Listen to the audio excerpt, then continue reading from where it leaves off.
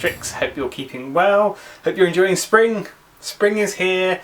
The winter has gone. The darkness is behind us. The evenings are getting lighter. The weather's getting warmer. Well, we can hope, can't we? We can hope. Nice seeing you all. It is March. It is time for some more White Dwarf magazines. Before I start, make sure you pop over to Kickstarter and check out the Hobgoblins of the Black Waste Kickstarter. That is on currently. And if you like what you see here today, then click like, click subscribe, and click the notifications button so that you can be notified as to when we look at new magazines and the other things that we do look at on this channel.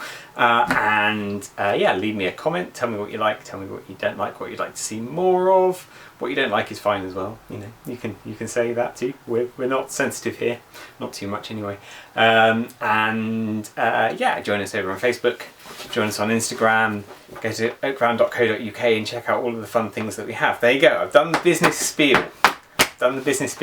Time for some fun. Let's go back to 1985 and 1995. Okay then, here we are. I hope you're ready for a treat, because we are in for a massive treat today. There's some good stuff in these magazines. March 1995 was a particularly good issue, as far as I'm concerned anyway. But let's start with March 1985, which wasn't a terrible issue. Teddy kicks us off by bemoaning the fact that his arms have been ripped off on numerous occasions, but he has got to play a game of Middle-earth role-playing, and he said, "Oh joy! After Auntie sewed the arm back on, I settled down with Gunartha in a copy of the new UK printed Middle-earth role-playing game." I wonder who was printing that. Was it Games Workshop? Maybe it was Games Workshop. You know, diary, it's such fun to be a little hobbit, to skip and gambol through fields of pretty pink flowers, to sing little songs, talk to pussycats and birdies, and laugh and play all day, to talk with elves and wizards, and watch fireworks soar into the beautiful blue sky. Now that's fantasy. Quite agree with you, Teddy. I quite agree with you. You can't be doing with this grim, dark nonsense. Ian Livingston, in his editorial, is a bit less complimentary of the state of things. He has returned from Dallas. You might remember that he was not particularly enthusiastic about going, and is not particularly enthusiastic on his return. He thinks that so many things are just, you know, poorly produced, licensed copies of something else. You know, TV programs, movies, books. Nothing's original, says the guy from Games Workshop, who were producing plenty of licensed content, but there you go.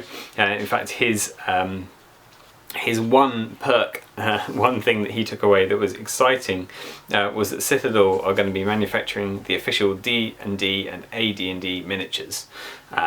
So yeah, he's excited about something that Games Workshop, albeit Citadel, slightly different company at this time, but same organisation we're doing. And by the way, D&D and AD&D, that in itself is a license, right? Never mind. Never mind. Kicking off with some Traveller here. This is ways of dealing with machines, specifically sort of transport machines in Traveller, and dealing with, I mean, getting rid of. So they had an article previously on some machines to feature in the games. These are ways of dealing with those machines when they crop up. Open box reviews. They're reviewing the Rune Magic series, which looks like it's a very, very reduced version of RuneQuest. I haven't come across it myself. This is actually a computer software, so it's like a type-based adventure game. They say there are no graphics in here. It's all just type-based.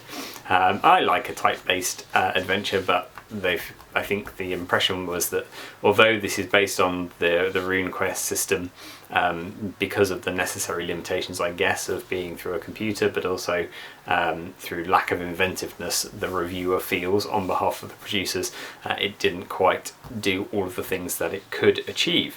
However, they're very complimentary about Toon, the Steve Jackson Games cartoon role-playing game. I have to say, I have read Toon. I've never played it. I've read it when I was designing the Dreamstone role-playing game a few years ago now, I looked at a few things in Toon as examples of a cartoon-based role-playing game that already existed. I liked some aspects. There wasn't really anything from Toon that made it into the final piece. The thing that they really pick up on here is the lack of death. So in Toon you don't die. If your character meets a sticky end, you just sit out the next 3 minutes and then you can join back in to represent the fact that cartoon characters are fairly indestructible. And that was something that I wanted to do with Dreamstone because though death is there, a couple of characters die in the first couple of minutes of the first episode ever, so it's fairly dark to start off with.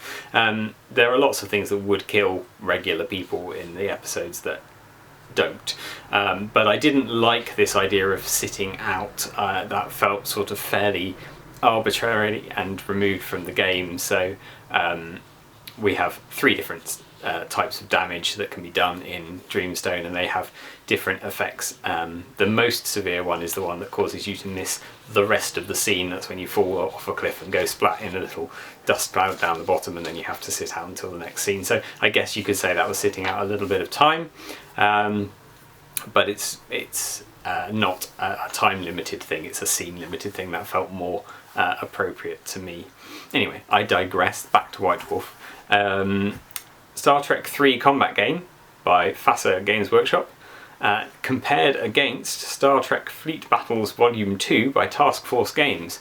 Again, guess who in Games Workshop's hobby magazine comes out the better? Now, to be fair to the reviewer, he does say that he thinks that Starfleet Battles Volume 2, or Starfleet Battles system in general, is a more tactical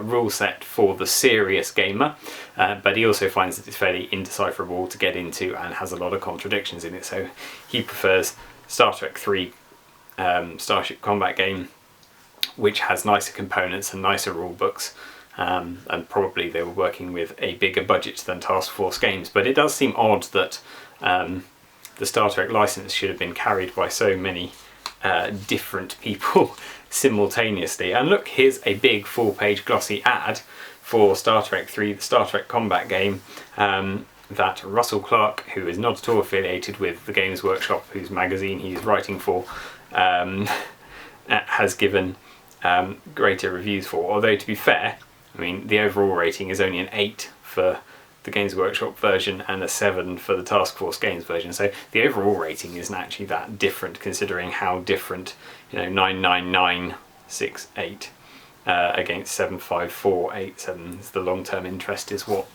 the Games Workshop game falls down on. But I haven't played either of them. I'm not a big Star Trek fan, so I couldn't really tell you how good either of them were. I'm sure some of you will be able to make that comparison. We're looking at some more magical items. We've looked at wands, we've looked at swords, now we're looking at miscellanea. So I guess from the miscellaneous selection of things here, this is probably, I don't know, but probably the last article on making magical items. They're useful. I like this series. It makes it very clear just how special and difficult to produce some of these magical items would be.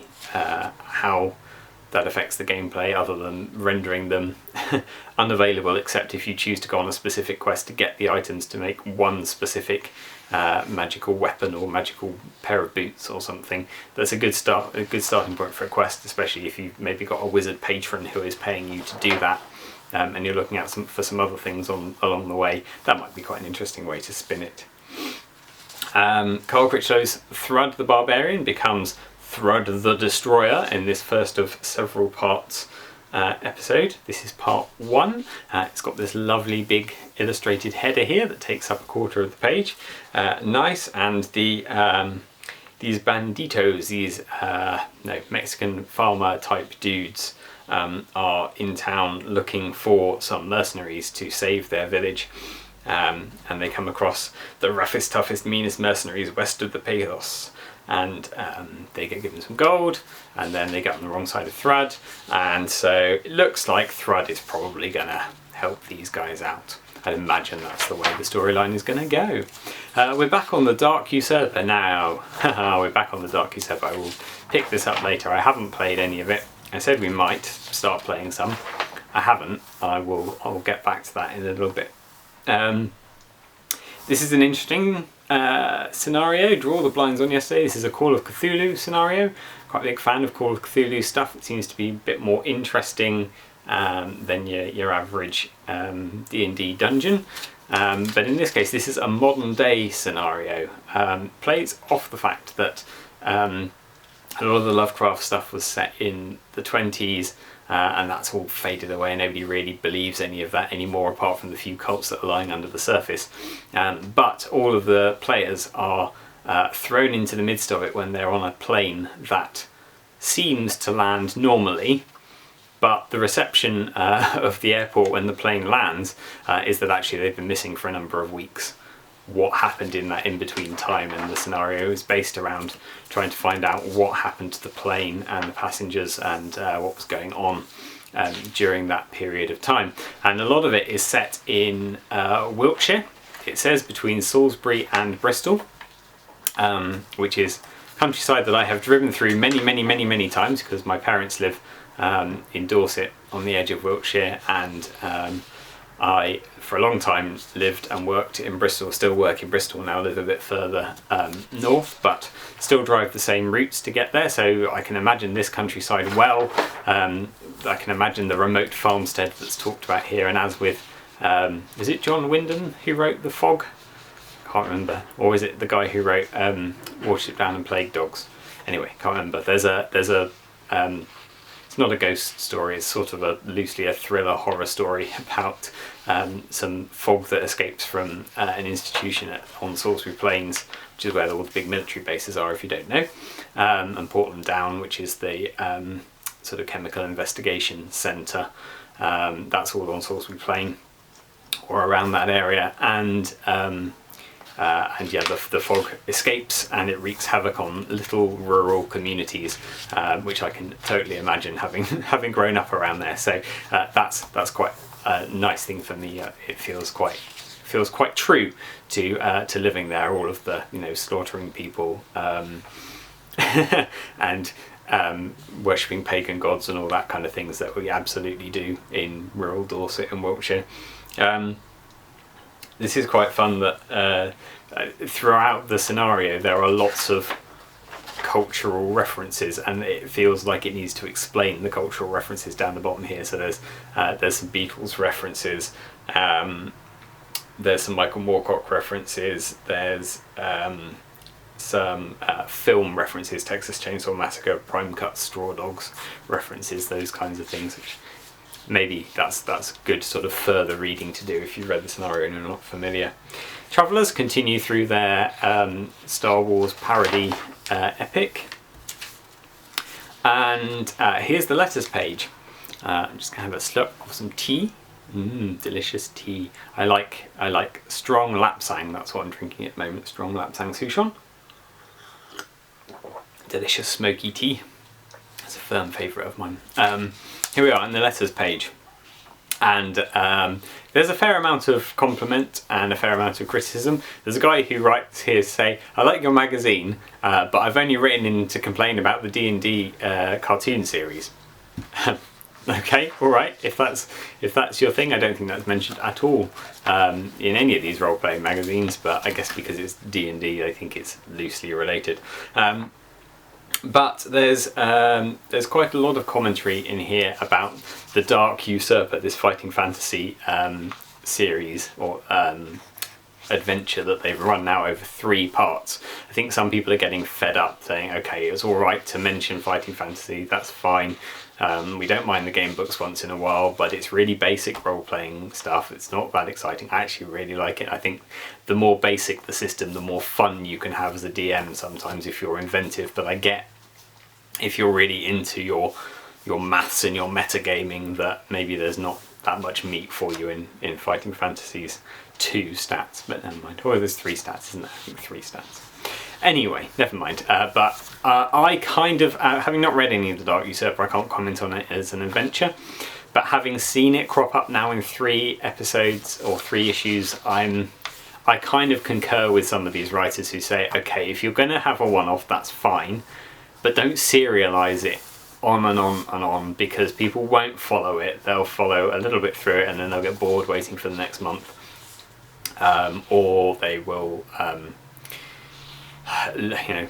look ahead and try to spoil the adventure, rather than if you want to run it for people, then they'll probably already have seen it. And yeah, there's definitely something in not serializing stuff over too long. But we are going to come to some Warhammer Fantasy roleplay stuff, probably not this year. I reckon it's probably a year or so away down the line, but that is serialized and that is wonderful stuff. But I guess that's because there's actual sort of real game content.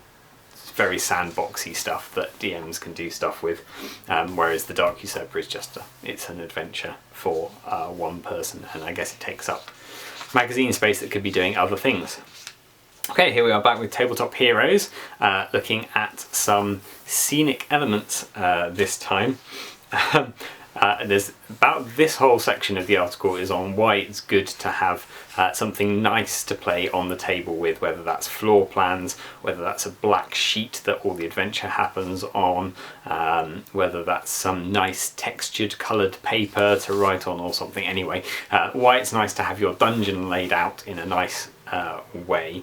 Then it gives, this whole paragraph is instructions for how to make Citadel's floor plans more durable by effectively sticking them to thicker card. I'm not quite sure why that merits an entire column, but apparently that merits an entire column. And then they go on to talk about these pictures, which are all this time by Joe Deaver and Gary Chalk. That is referenced there. And there's some nice stuff here. So this is Otherworld Artifacts Watchtower. And this is Otherworld Artifacts Dungeon, and it's comparing two dungeons. This is Otherworld Artifacts being the very high end. It's got opening doors and mushroom grotto things. I don't imagine how much this would have cost back in the day. It doesn't actually tell us, but quite a bit, I should imagine. But it looks nice and it looks playable. It's a bit like, is it Dwarf and Keep? Is that the name of the company now that does those plastic and resin, very intricately moulded dungeon parts? They're nice, but they're very expensive and you would need to be able to store an awful lot of terrain. I actually really like this one.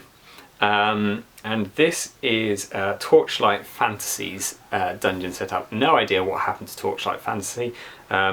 I think I remember seeing them in adverts every now and again in White Dwarf, but what became of them I don't know. This is also resin, and this is it makes a point of saying this is a cream resin, which is something that we try and avoid now. We try and put a little bit of black pigment in to make it grey so that you can actually see the details in it, but it makes a point that the cream resin is good because all you have to do is do a sort of pin wash of black over the top. Yes, pin washing was a thing in the 1980s. That's not a recent thing.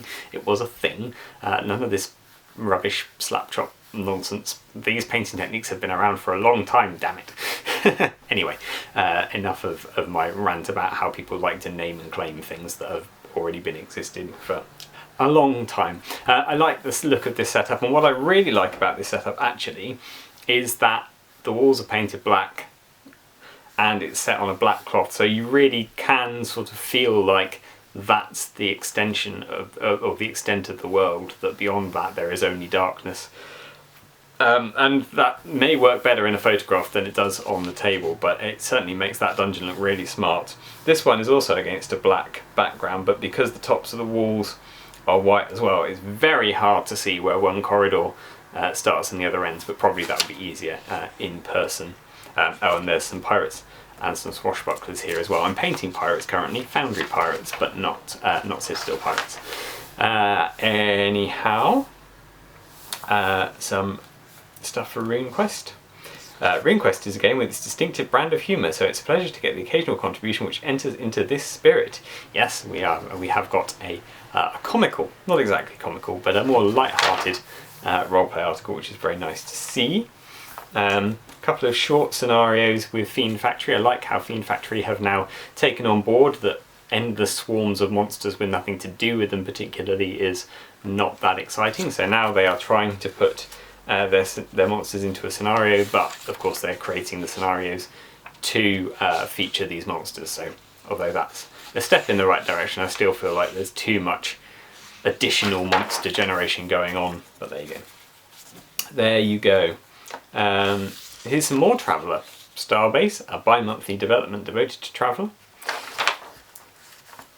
See, I'm quite used to now us hitting Tabletop Heroes and then that being the end, and then there's just adverts. But no, we're still going here. Help for the Hobbit Abroad. Here are some artifacts to make hobbits feel at home. They're quite fun. They're pots of cooking, horn of halflings, and lots of pipes, different types of magical pipe. I think actually I would probably not do it this way. I think maybe a hobbit would probably have their favourite pipe, or maybe a couple of pipes, but then that's it. They wouldn't have access to a number of different pipes. I think it's more a case of what weed you put in the pipe that would do the thing. So I think I would make this magical pipe weed types rather than the pipes themselves, but there you go.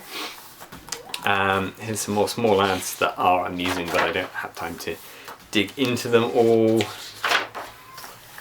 And at the back here, some Warhammer Regiments of Renown. These are great. I like these. This obviously predates the hard and fast setting of the Warhammer world. You've got some lizard men here who come not from the arid jungles of Lustria.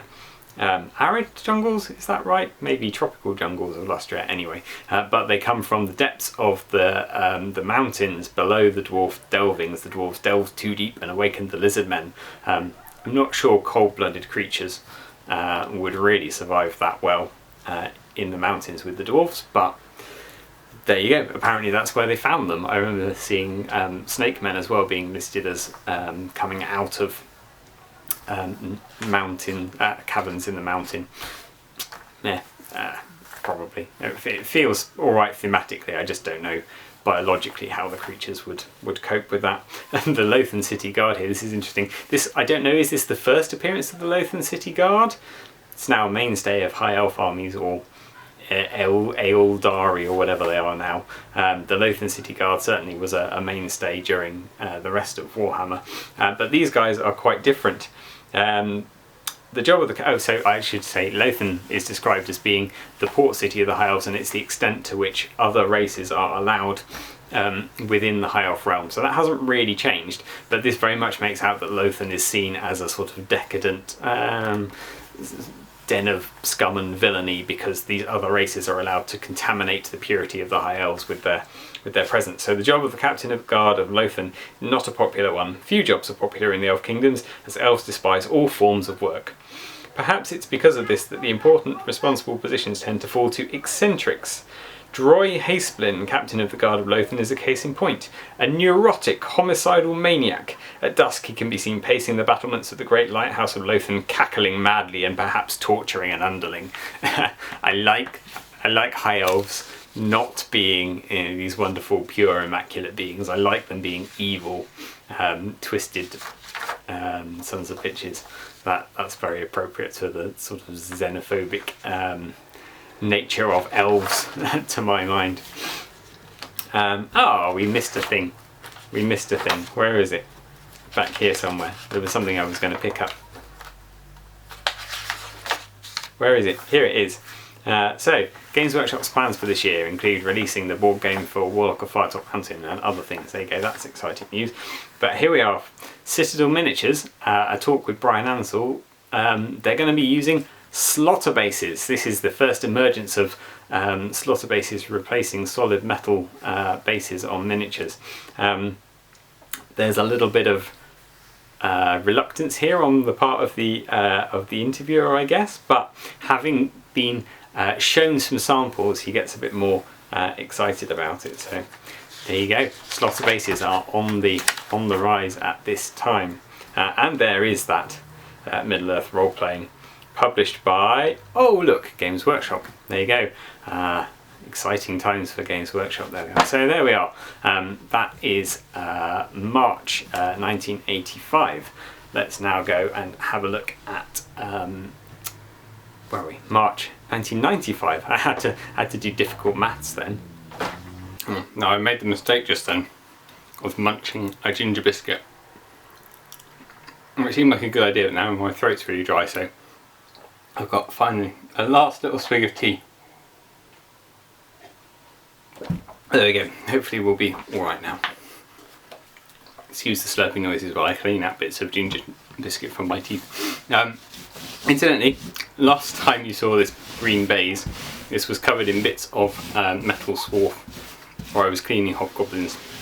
This is now covered in bits of resin swarf from where I've been cleaning armoured trolls, but that's much easier to clean off than the metal, so here we are. Right, here we are in March 1995, and I have already rabbited on for too long. This is going to be a long video, but I'm really excited about this issue, so I'm going to take my time over this one. It feels like the first issue in a little while that's had some really fun, exciting, great stuff in it. Let's start with this cover.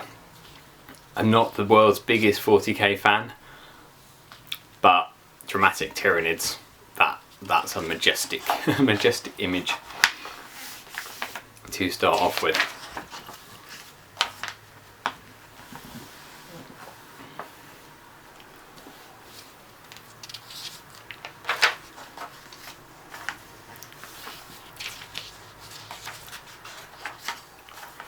We have some more Imperial Guard regiments, this time the Ice Warriors of Valhalla.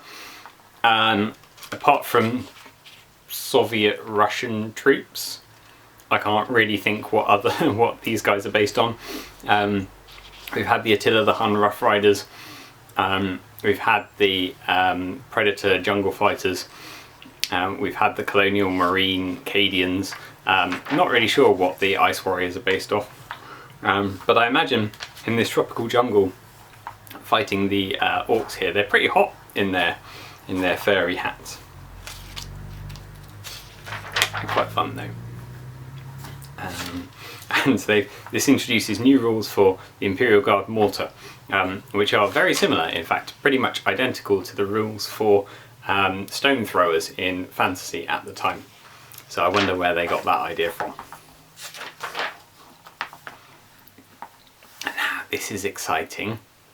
This is a fine moment for Gary Morley. Not because Vlad and Isabella are meh figures, but look at Heinrich Kemmler here, the Lich Master. This is my favourite Heinrich Kemmler figure. Purists, I guess, will say, oh no, the first one was much better. The first one had a kind of creepy, run-down quality to it, which was fine for mad old man stumbling around in the wilderness. I feel like by the time we've reached 4th edition, Kemmler has acquired the status that he is looking for, and he's probably a bit sturdier, and this better represents him at this point in history, I think. I'm not quite sure about the furry plumes around the bird's skull, but maybe if you didn't paint them red, they might look alright. But this is a great model. I had this one as a kid. I wish I still had it because I did a rubbish job of painting it. I'd like to do a really nice job of painting it, but he's very expensive. So maybe when I finish building and painting armies, I might spend a bit of money, buy one of those and try and do a really decent job on it. But we're actually not talking about Heinrich Kemmler here, we're talking about Vlad and Isabella von Carstein, from more extracts from the Undead rulebook. Here's Hive War. Here's that beautiful painting again with the massive great Bio Titan in the background. Is that a Hierophant or a Hierodual? I can't remember. Anyway, it's one of those. And this is where epic Tyranids come out and start fighting in very different ways to the other races, thanks to Andy Chambers' writing. And I like the Tyranid designs of this era. They're very, very clearly based on H.R. Geiger, but there's a lot of sort of skull motif going on here, and the chitinous carapaces. The Screamer Killers of this era and the Lictors are just phenomenal figures. very, very keen on the Tyranid figures from this era and the earlier Warriors, in fact. Yeah, big fan of those. Even though I never had a Tyranid army, I was never really interested in collecting and playing Tyranids. I just like the look of them. Here's some Blood Bowl, but you know, it's Blood Bowl with the dwarf, the dwarf roller, which looks like it should belong to an earlier edition. I mean, it looks too madcap crazy for this edition of Blood Bowl, but there it is, perfect. And some excellent mutants. Look here, we've got the two-headed Skaven is really nice. This guy with a massive tongue. This guy with his tentacles and whatever's going on with his face. Which is great. And then you come to the regular Chaos Warriors. And they're really bland. They're like, oh, what should we do? Let's take that, you know, horns with the ball in the middle that comes straight from the Hero Quest Chaos Warrior design. We'll just do that and we'll stick some more skulls on. It's boring, it's not chaotic, it's not random. What's going on here? Much prefer the mutant with the big tongue look. He feels like he's more a Realm of Chaos heart back. Well, never mind. Here's that awesome Minotaur again that I was plugging last time. What a great character he is. So this is where it gets exciting, right? Mike McVey doing dioramas. The Emperor and Horus. This is the first of many classic dioramas from Mike McVey, and I believe the story is that he was so busy doing the heavy metal painting guides that he basically completely burnt out. And in order to keep him on side and keep him doing things that people who read White Dwarf would be interested in, Games Workshop basically said, you can make dioramas for as long as you want to make dioramas until you feel like getting back into things. And that's what he did, and I'm so glad they did, because there's some amazing things come out of this.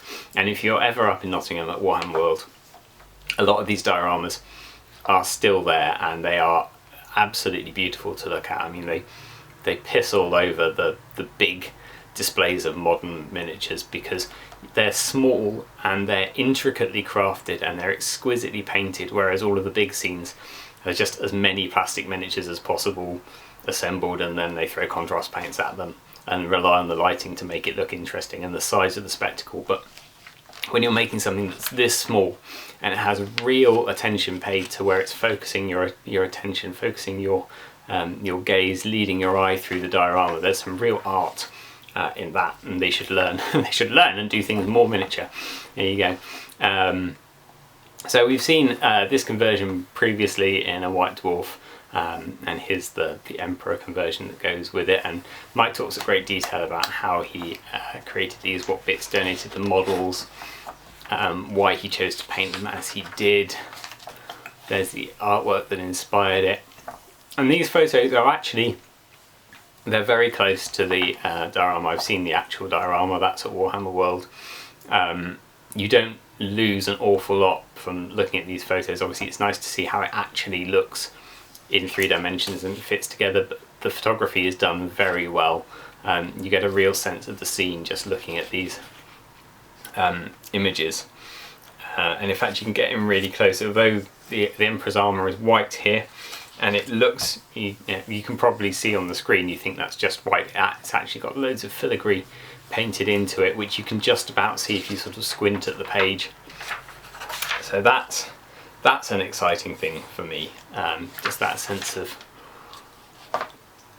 getting behind somebody and saying, here's how you create a story. And it's not a gaming thing. I mean, up here, he says, yeah, for some time now, White Dwarf hasn't contained any regular articles covering the miniatures and modelling end of the Game Workshop hobby. Each month, White Dwarf publishes all the new rules for the latest releases, together with strategy and tactics articles, plus the regular battle reports.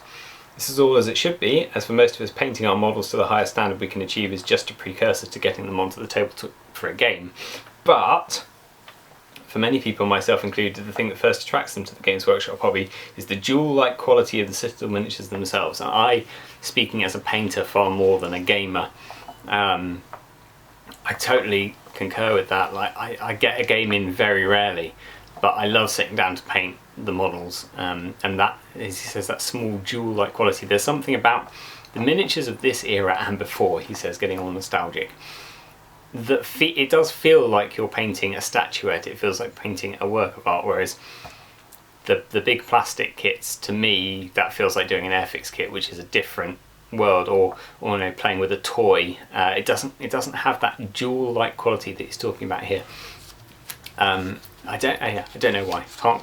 Can't clearly define it. Maybe it's something to do with the size. It's definitely something to do with the weight of the material, not feeling like a toy, feeling like something that's got some substance to it. But I completely concur with him. There's been an awful lot of rules and tactics in this, and it says, you know, it's a monthly hobby supplement and miniatures catalogue. So they're being honest that it's about selling miniatures, but there's more to the hobby than just the playing of the games and the strategies and the tactics.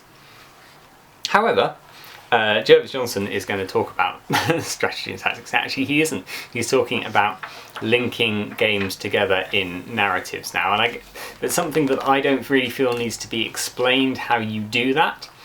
But it's nice that he's dedicating some time to explaining why it's a good thing to do and the opportunities that it offers. So if you're not someone who naturally sees playing a tabletop game as part of creating a story, if you see it as a competition, if you see it as a challenge to win and a task to design the ultimate army list and things, these are some reasons why that's not the only way to play. It is a way to play. It's not a way I particularly enjoy, but why there are other ways to play the game, other focuses and ways that, you know, even if you suffer a crippling defeat, that's fine. That's part of the story, and it leads you on to other aspects of the story. So what they've then done is, this is a follow-on from the big multiplayer game in a previous issue. What they've then done is design two scenarios that are a follow-up to that game, and then they've played them. So you get a bit of everything. You get a bit of old world narrative, because this is official Games Workshop staff who are coming up with this, so it's going straight into the lore, as much as I don't really follow the lore, but they're writing stuff and giving it dates and giving it settings, so it's becoming, as they're writing, it's becoming part of the setting. While you can't do that as somebody who doesn't work for Games Workshop, what's stopping you writing your own lore? You don't have to follow it. I've never followed Games Workshop lore in my life. You go your own way and you use your own invention, and you maybe use the map as a basis, but you come up with your own sagas that are happening. So it's giving you that sort of freedom of creativity. It's developing the backstory. Then it's giving you some nice narrative-based scenarios. So these are unbalanced scenarios. It's impossible to sort of... No, it's not impossible to design an army list that will stand up to this, but the idea is that this flows on from another battle, so you're using the remnants of forces. So it's very much not designed, picked army lists. And then there's an example of how the battle turns out, and the generals afterwards say this was a really unusual battle. This was really it went off in unexpected directions. Lots of crazy, fun, random events happened because they weren't, you know, min-maxing, trying to draw the perfect army list, trying to demonstrate the tactics perfectly. They were just playing through these scenarios as the forces that would, if this were a real battle, have met in these places. And I think that's a really good illustration of how to play. And it's still a battle report, and I still go, no, I'll just look at the pictures and see what happens. But it's really nice to have a battle report, or this is two battle reports in fact, because it's both scenarios, but that aren't all about how to pick your lists and all about, you know, how to tactically play to the best. This is more about recounting what happened, and there's some really crazy, mad stuff happens in these battles. Do check it out. It's well worth a read, and I say that as someone who doesn't really like battle reports, apart from the photographs, which are also splendid, by the way. But there was obviously some disagreement as to what constituted Goblin Green when it came to painting these bases. You've got at least 3 different colours of green going on here. These knights have got very green bases. That's Goblin Green. That's definitely Goblin Green. That one, don't know what that is. I feel like that's probably Jade Green, maybe. So I think maybe some different people contributed models to them that weren't based appropriately. But there you go. Only Goblin Green bases will do, says he who's never done a Goblin Green base in his life. And here is the catalogue. And I mean, look at this figure. Just going to point out that Mortarion is in here. I want one of these to use in Warhammer Fantasy. I mean, the rest of the Epic Sale Demons, the Nurgle ones are quite nice, but I'll leave the rest of them. But that's such an amazing Angel of Death figure, just amazing. Love it, and love the craziness of the Blood Bowl Dwarf Roller as well. And here's some Tyranids stuff. The first of the Epic Tyranids. I have a feeling we're going to see a lot more Epic Tyranids as time goes on. And lovely Heinrich Kemmler there with the blur. I had this one as well, and I held on to him for ages, and then I just had to get rid of him. It was a horrible model. Sorry, Gary. You did some really nice models, but you also did a lot of really horrible, chunky, lumpy things. And finally, let's come to the back page. You'll be relieved that we're at the end. It's been a bit of an epic saga, but here we have another non-studio army. This is Wayne Bell from the Metro Centre store in Newcastle. Hi Wayne, if you're listening, you probably aren't. His White Scars army, and that's very, very cool. It's really nice to see, although this is obviously painted in the same sort of style as heavy metal stuff and put against the studio backdrops. It looks very much like it could be heavy metal painting, but I don't know that the studio at this era ever did a White Scars army. It's nice to see a different chapter represented, and at the moment the white balance is probably off because these look actually a bit Deathwing on the back cover here because it's a bit yellow, but through the magic of technology, let's see if I can do this. Let's see if I can zoom in for a starter. Here we go, and through the magic of technology, there we go, I've made the White Scars white again. Oh well, there you go. So that's that. 2 more White Dwarf episodes, and I'm sorry I rambled a bit. I spent more time on the 80s than I was expecting to, but I hope that's been a fun and enjoyable ramble through those editions. As I said at the start, like, comment, subscribe, hit the notifications button. I'm sorry, it's a lot to do. If you only do one of those things, that's fine. Just do one of those things a month, it'll be totally fine. And I will see you in the next video. Take care.